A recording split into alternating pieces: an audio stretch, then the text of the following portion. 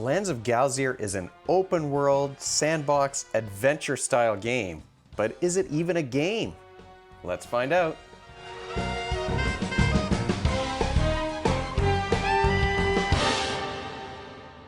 Lands of Galzyr is a few years old. This copy was sent to me by the folks over at Snowdale Design, and the reason why I'm talking about it today is that there's an expansion coming. This is a game that works for kids age 14 and up. You can play it with 1 to 4 players. The expansion is going to add an additional adventurer that you could possibly add to your team, along with some extra cards and some extra quests that I'll talk about. Games take anywhere from an hour to 2.5 hours to play, depending on how deep you want to go and how many weeks you want to spend in Galzyr. Let's take a deeper look at Lands of Galzyr. I'm calling this thing Lands of Galzyr. Maybe it's pronounced Galzyr. I'm not really sure about that, but based on the way it's spelled, I'm going to call it Galzyr for the purposes of this review.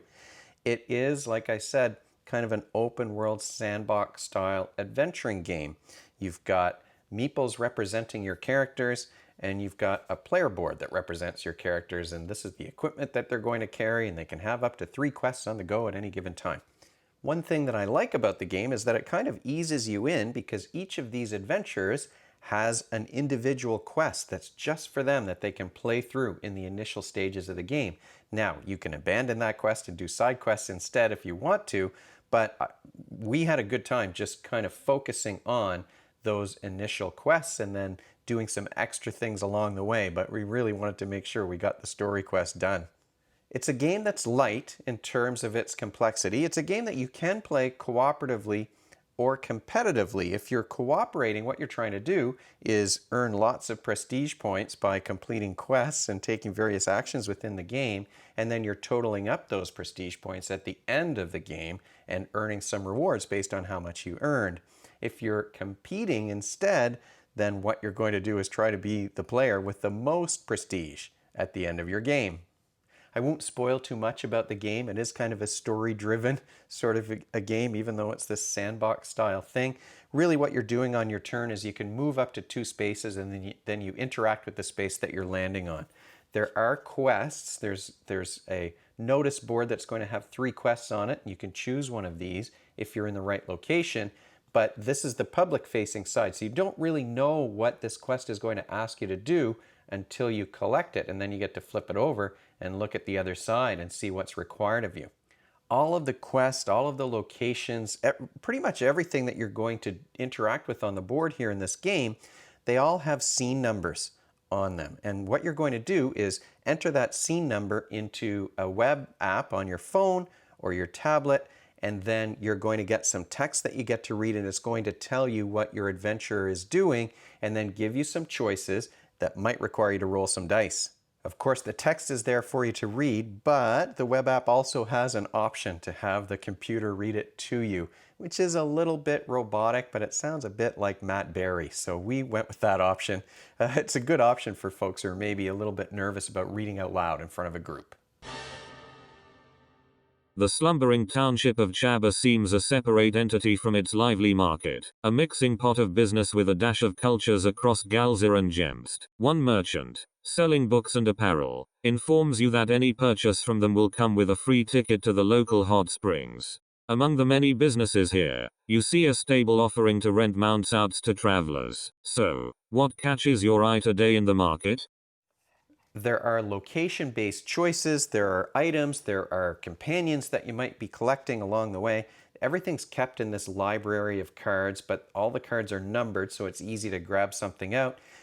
Very cleverly created, this game, because it is kind of a legacy style game, but you're not destroying anything. It's a campaign game, but it's sort of elegant in that you've just got this library of cards, and then there's a separate box that's sort of your save slot where you keep the cards that have been gathered for each character. Things get interesting and tailored according to the adventure because adventurers have skills in different areas. So you've got these skill bars. These plastic things pop in and out. Your skills might change or develop as you play through the game. I don't want to spoil anything here. But based on your character, you've got the ability to replace some of these dice with your special dice. So you're rolling dice, you're counting the successful faces on the dice. Sometimes equipment or companions will help you with those rolls, and then you're just pressing a button based on how successful you were, how many successes you earned in the game. Oh, I rolled 2 of those drama faces. Oh, maybe that's going to be a failure if you're doing a test that's hard. A tomb bat in worker's clothes approaches you.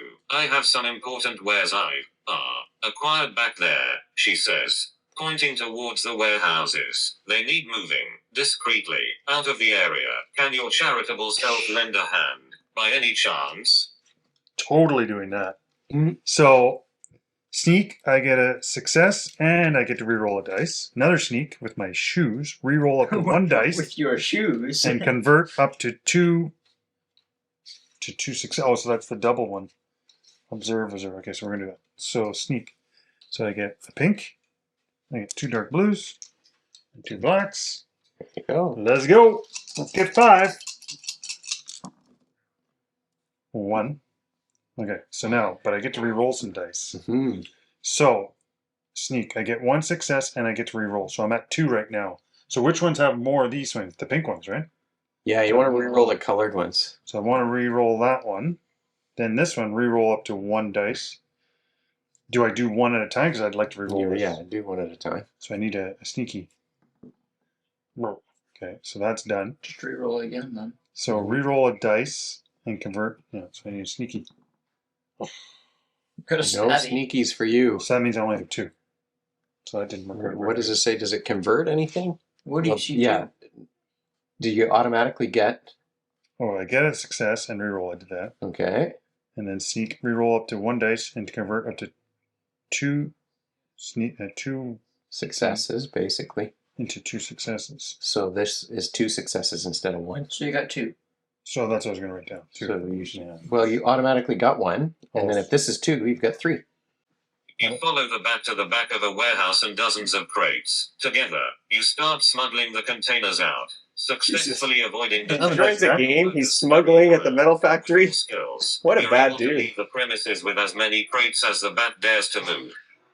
Does the library still have 283? Pretty sure that's the one that I was looking at. 283. 1, 2. Well, it's a bat. I'm going to get a bat.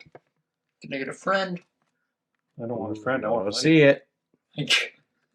Hang on. I'll double check over here. 283 is not in the library. I have So a. no. Ah. Oh, so no. The bat cracks one of the crates open and looks inside. Yes, good quality and numbers, she says. These will come very handy very shortly. She tosses you an item from the crate as a reward. I'll take it from here, she says. But I know folks who could use those skills of yours. She gives you details for another sensitive mission before thanking you for your help and waving you goodbye. So give 38, get 38 from the library. If not, I get a 100. What skills, though, are you practicing when you play Lands of Galzyr? Well, there is some reading comprehension, right? Of course, if you're reading the text, you've got to understand what it all means, and then you have to make some decisions based on that. There's a little bit of strategic decision making. I think really the skill that we're talking about here, especially because you can replace the reading with listening comprehension if you just have the app play the sound back, I think really the skill that we're talking about is understanding probability. How likely are you going to be successful? Now, we weren't always trying to be the most successful in this game. Sometimes we made the decisions that seemed like the most fun or that seemed most like the character that we were playing was going to do. That did make the game fun, but we were not always successful in the quests that we were taking. A nice thing about the game is that if you're playing cooperatively, you can team up on a lot of these quests with another one of the adventurers if you're in the same location, so you can add your skill pips together in order to replace more dice, and that's going to increase the likelihood you'll be successful. And if you do that, both players get prestige. Final thoughts, though, about Lands of Galzyr. Well, this is a game that looks great. I like these meeples. I especially like Moore and the Kingfisher, the bird. I played as this little newt over here, who, because I always pick green, who's more of a research type character. So you've got these cute characters and a fun story. We thought it was kind of funny to use the computer to read the text, partly because It reminded me of Matt Berry, that voice, and I love Matt Berry, so I'll listen to him talk all day. But this is a really elegant kind of adventure game in that you've got these well-organized cards, and it's sort of one box of cards. And the expansion, there's room in the main box for the expansion cards too. So everything is going to fit together very well, but it's very clear what cards you need to take out and where you need to put them back. Everything is easy to find and easy to access, and the decisions are easy to understand. Sometimes their consequences are maybe hard to predict, but the decisions are easy to understand. When I first set this up for my first game, I was thinking, well, why do we have these cards on here? Why weren't these just printed on the board? And the reason why you've got a card at each location is that this allows you to alter the location. So there are long-term consequences of some of the things that you do, and you might find yourself replacing these cards, and now you're doing something different at that location with a different quest or a different scene number. Sometimes your actions will cause additional quests to be shuffled into the quest deck or to be placed in the back of the quest deck, which means that you're going to be reintroduced to characters that you meet along the way. So you can change this around. The seasons change too, and that's going to alter the kinds of scenes and the people you're interacting with. So it is a really elegant way of creating this kind of legacy game that you can reset. And I did that. We played some games and then I reset it. And just to make this review, I wanted to kind of review that very first chapter. So I didn't put out all the cards here because there are some things that are different. And I don't want to disrupt the save again. But you've got this really elegant system here. Now, the one thing that we found, and this isn't really a knock on the game, but what we found was that there's a lot of waiting while a player plays through their scene and their quest. You're listening to the story. You can't really influence what, you can talk about what the character should do, but you're not making any decisions. Really, there's not very many decisions you're making together. So it's kind of like these individual stories that are playing out. And this is why I said at the beginning, like, is this really even a game?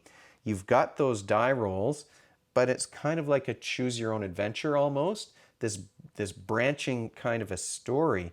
We found that the story was interesting enough and the things that the characters were doing were interesting enough that we did stick with it. And even when another player was playing, and well, I won't talk about exactly what was happening, but there were some crazy, silly events that happened and we all had some laughs about it, but really we were listening to a story that was happening to the other characters. You could walk away from the board while the player plays out his turn. It's not really going to affect anything if you did that.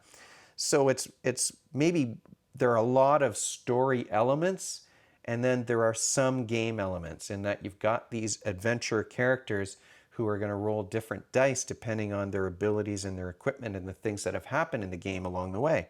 It's definitely more about the story experience than a strategic experience necessarily, and we weren't always trying to use the best strategy. Sometimes we just wanted to do something because it seemed like it would be fun or funny to see what the outcome would be. So you have to have a device on hand. There's lots of reading and listening to stories before you get to actually do anything. So there is some downside for the other players. It's, as I said, more of a story than a strategic kind of a game. It's a campaign game, but I do think players can kind of drop in because it is sort of straightforward how the game is played.